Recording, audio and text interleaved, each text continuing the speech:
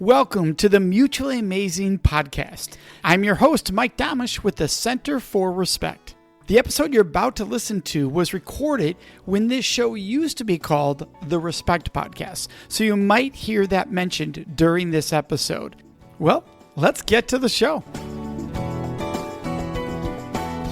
Today we have Jim Schlechter, who is a CEO advisor of high-performing leaders. His various members represent nearly $20 billion in revenue and 100,000 employees. Jim, thank you so much for joining us. I'm glad to be here, Mike. Thank you. Absolutely. Let's dive right in. Could you give our listeners a little background on you? Yeah, I ran companies for people for many years, both public and private. And what really drew me was helping other people on their journey.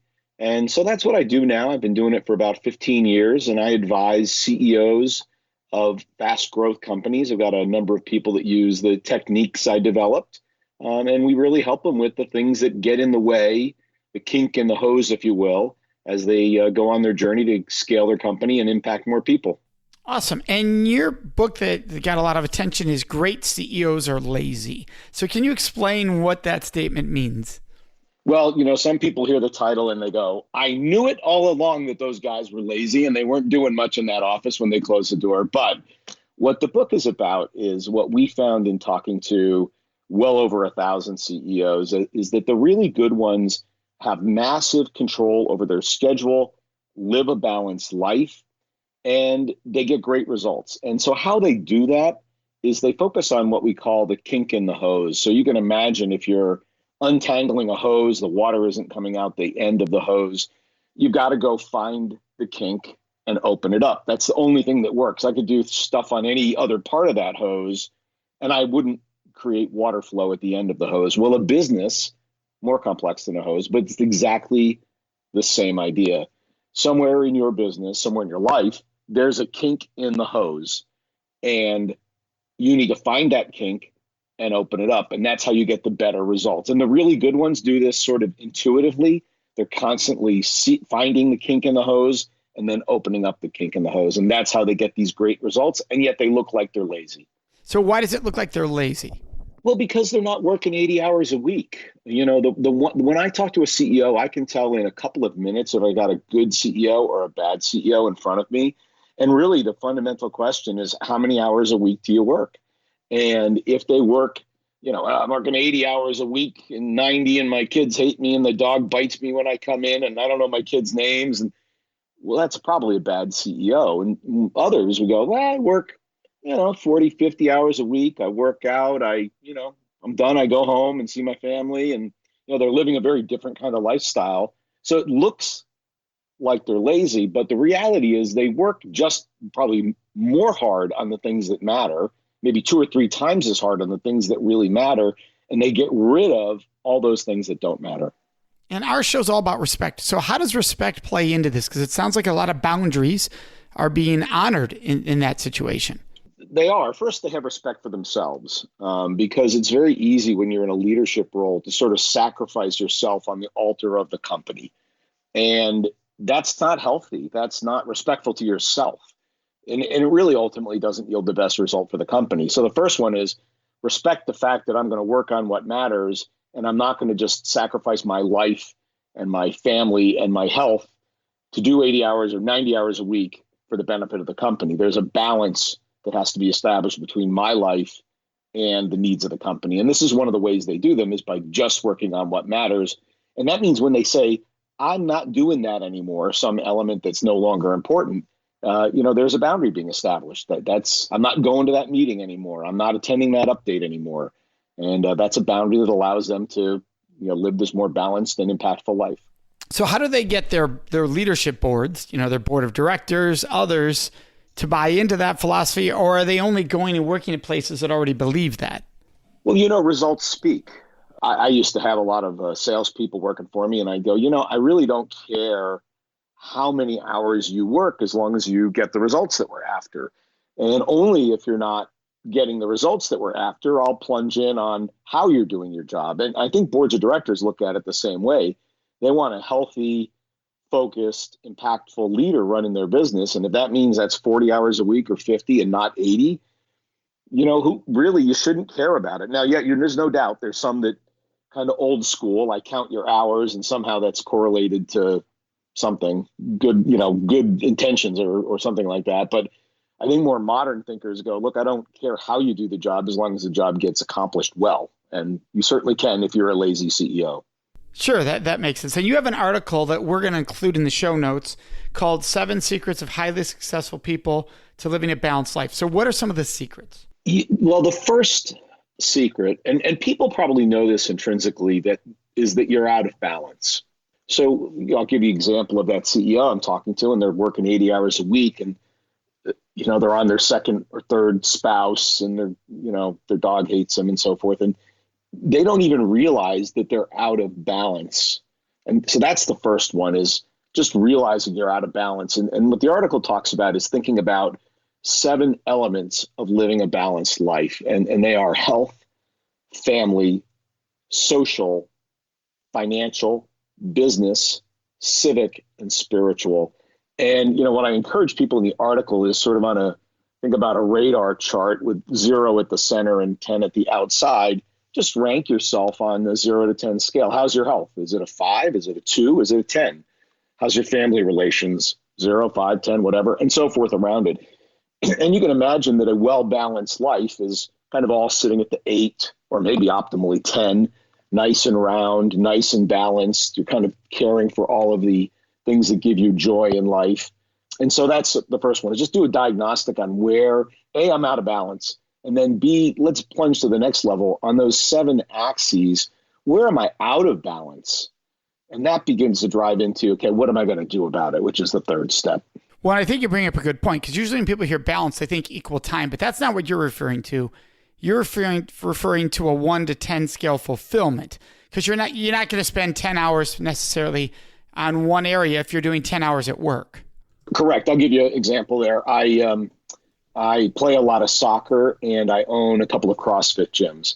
And there was a period of my life where I was playing, 12 hours a week of soccer, and I was working out at the gym 20 hours a week, 30 hours on fitness a week. It was insane. I'm not going to be a bodybuilder or some professional model. I was just doing it for fun. But as I looked at it, I said, that's completely out of balance for my objectives around health. And so I've changed that to a more reasonable number of hours, but I get joy out of right where I am. And I don't need more to have more joy. Even if I work 50 hours at work and 10 hours at health, I'm still happy. So what's the key to staying in that balance?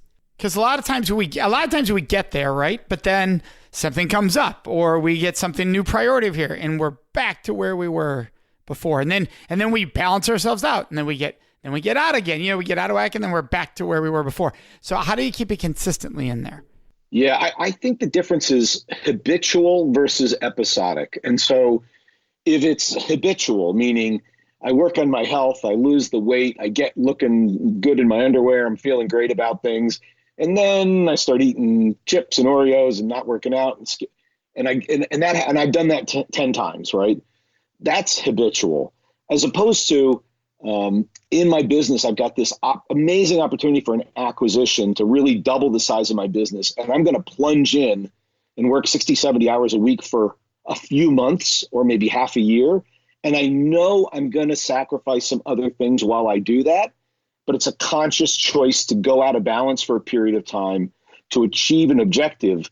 And then my intention will be to come back into balance. So I'm okay with, I'm going to plunge in on a particular topic. I'm going to go deep for a while. I may get a little out of balance while I do it, knowing I intend to come back. But when it's just a habit of losing touch with friends or losing touch with family or overspending and getting out of financial balance, and I've done it 5 times and I've recovered, and then I go and do it again, that's kind of the negative side of going out of balance. So there's a positive way to go out of balance and a negative way. And I think we just have to avoid the negative way and be thoughtful when we do choose to go out of balance. So is there a way to do that? How do you avoid the negative way? That's a multi-billion-dollar question. That's Weight Watchers and Atkins and every gym on the planet and every financial planner. And it's hard to not run back in our ruts. I guess for me, when I think about habitual behaviors, I think about a mindset turns into a behavior. And implement that behavior often enough, it becomes a habit. And so, for example, skipping dessert, right? I have the intention to lose weight, and I've identified that I eat dessert at every meal, including breakfast, and I'm going to stop doing that. And so I begin the habit of skipping dessert, even if it's once a week or twice a week at breakfast. Then I go, all right, I'm beginning to build a habit by doing that repetitively. And then I can expand the habit to skip dessert at lunch, let's say, and then finally dinner. And now I begin to achieve my weight goals. So I'm about mental state. Begin to do a habit. It's sort of fake it till you make it.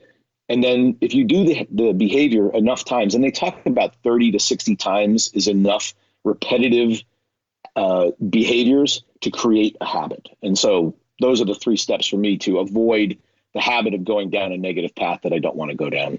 And you have a reputation for not letting things bother you. How do you do that? Especially for those who are listening, I can be this at times. You're a bit of a people pleaser. It doesn't mean you do everything people want, but just it impacts you more. So how do people avoid that? Yeah, it's a hard thing, particularly when you're a people pleaser. I think that's a difficult profile. But I'm a big believer in sort of the Dale Carnegie How to Stop Worrying and Start Living book. And it's an older book, but he said, look, you got to compartmentalize issues in your head. And so when there's an issue, it's sort of don't let it affect the other parts of your life. It is what it is. And then he said, think about the worst that can happen.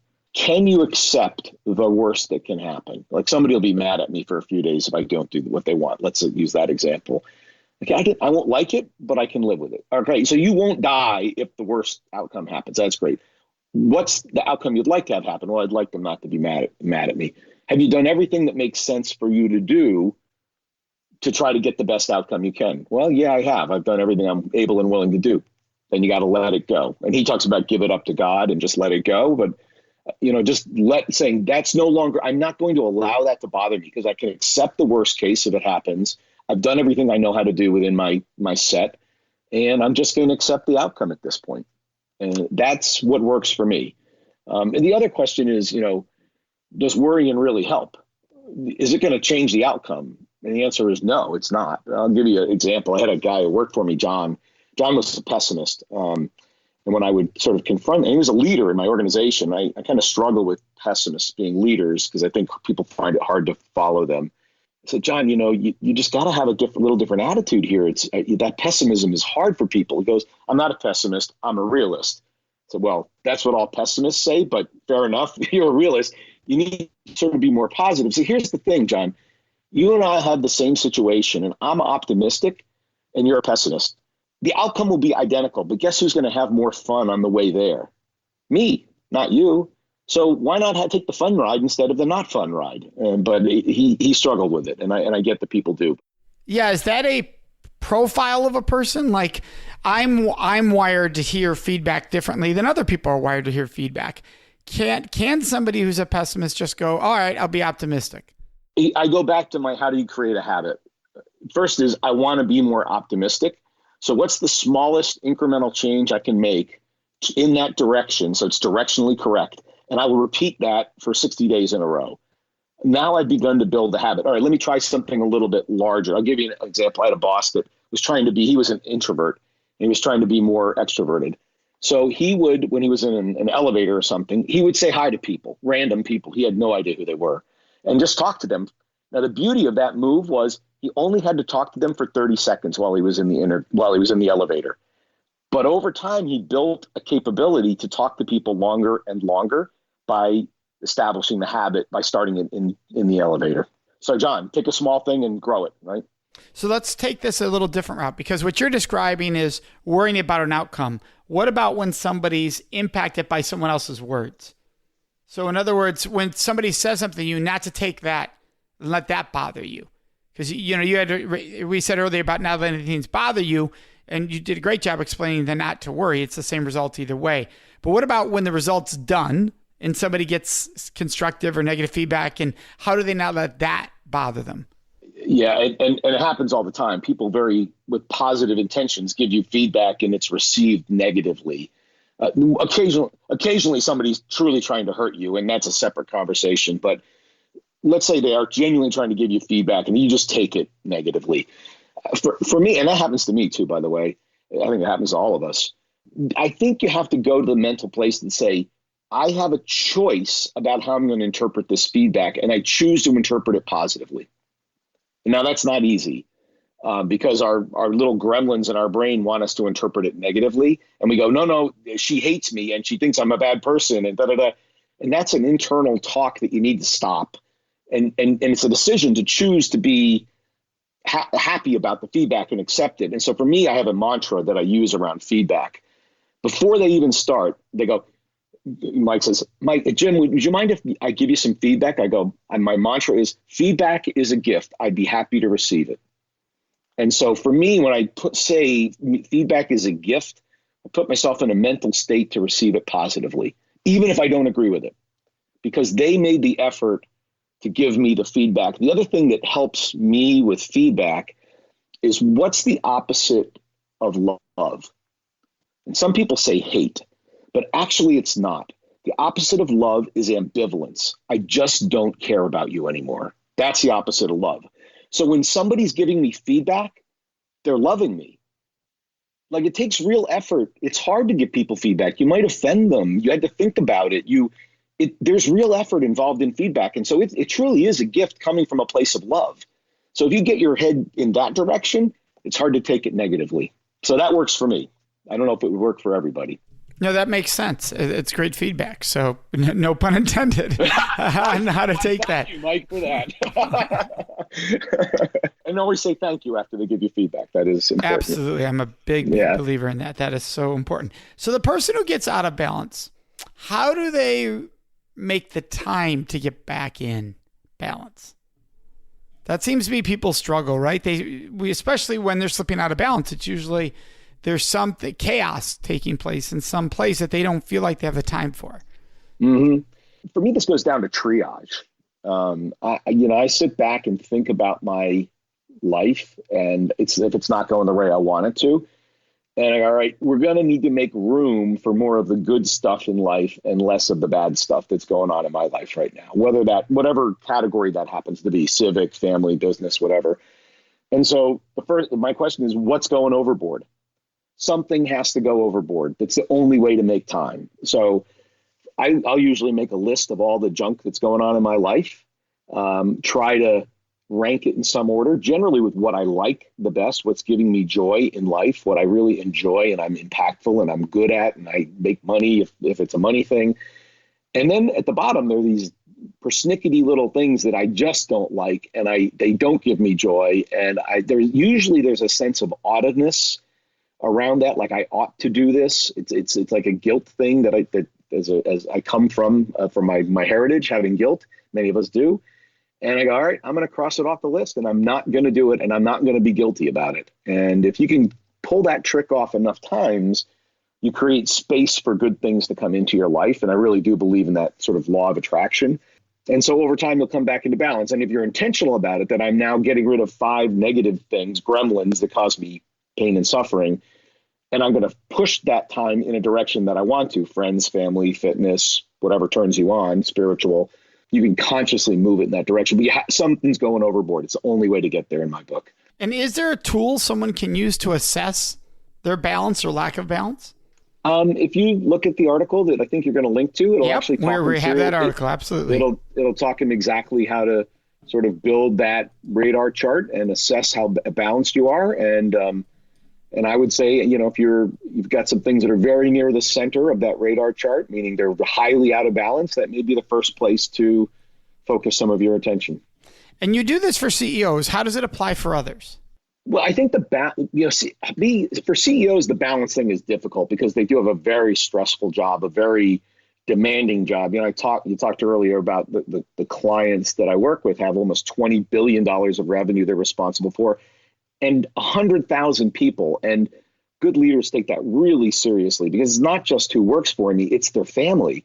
It's their home, their livelihood, their ability to put their children through college. I mean, the decisions we make as CEOs are really, really impactful. So you could get stressed out and out of balance really quickly. But having said that, we've all got our stresses. And I think exactly the same model of thinking about, am I out of balance? And then using a diagnostic tool to figure out where I'm out of balance what am I going to throw overboard to make room for more of the good stuff? Exactly that same trajectory could be used for anybody. It certainly is important for CEOs because of the intrinsic stress level of the job. But, I don't care who you are. We've all got some level of stress in our lives, and it would be appropriate for everybody, I think. No, that makes total sense. And you have a couple of books you really love and that you recommend. One was My Father. Is that correct? Well, they asked for where I got inspiration from. Okay. I'm like, I am not finding a book just titled, because when somebody shares the books with me before the show, I look them up. And I'm like, all right, I'm going to ask, but did he mean the book or the person? So, all right, so it's your father. My father, gotcha. He passed away, unfortunately, but he was a wonderful influence on me, yes. Oh, that's powerful. And then you already mentioned Dale Carnegie's How to Stop Worrying and Start Living. That's a big one, yeah. Yeah, awesome. Was there a story you had with your dad that really helped you teach these lessons?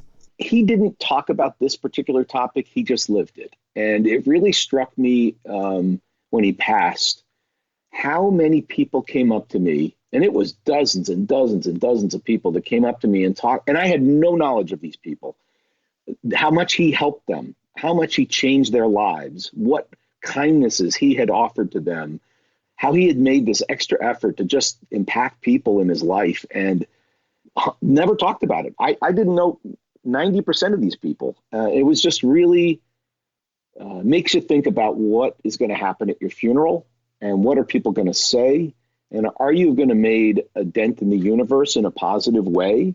I don't need a statue. I don't need a building. I want to make the world a better place. And he certainly did that. And I think when we're thinking about staying in balance and having a lot of impact, that's sort of the direction I go into is, will you be proud, at the end of your life?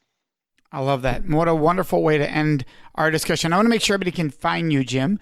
And so all of your links are going to be in the show notes for our listeners, but it is inkceoproject.com is one link you have. We also will have the link to your article we talked about, a YouTube video, and then you're also a sommelier, correct?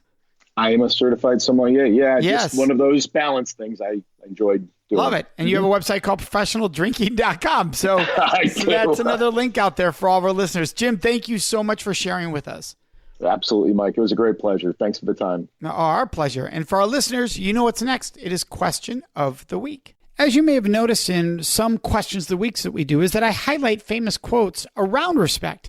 And whether we like that quote or dislike that quote or disagree with it or agree with it, this week I just love this quote from somebody who had to go through horrendous experiences of people treating this person with disrespect, with total disregard, even for their human existence at times. And that is just unbelievable that people would treat another human being this way, but they did. And the person whose quote we're going to be talking about this week is Jackie Robinson. Jackie Robinson's quote is, "I'm not concerned with your liking or disliking me. All I ask is that you respect me as a human being." End of quote. And in our work, that's what we teach all over the world. It's not whether you like me or dislike me. It's not whether that person you're teamed up with on that project likes you or dislikes you. It's whether you're treating each other with respect. You can dislike someone and do amazing work together. Amazing work. You can actually have mutually amazing work relationships with people you don't like when you learn how to treat each other with respect. We'd love to hear your questions, your thoughts, and your ideas. And the best place to leave those with us is on our Facebook page at facebook.com/Mutually Amazing Podcast. Of course, you can always contact us on our website at mutuallyamazingpodcast.com. Remember to subscribe to this show so you automatically get it every week. And if you could, take one moment to leave a review. That really helps other people find the show, which we are greatly appreciative of. So thank you so much for joining us. May you make today and every day a life full of mutually amazing relationships.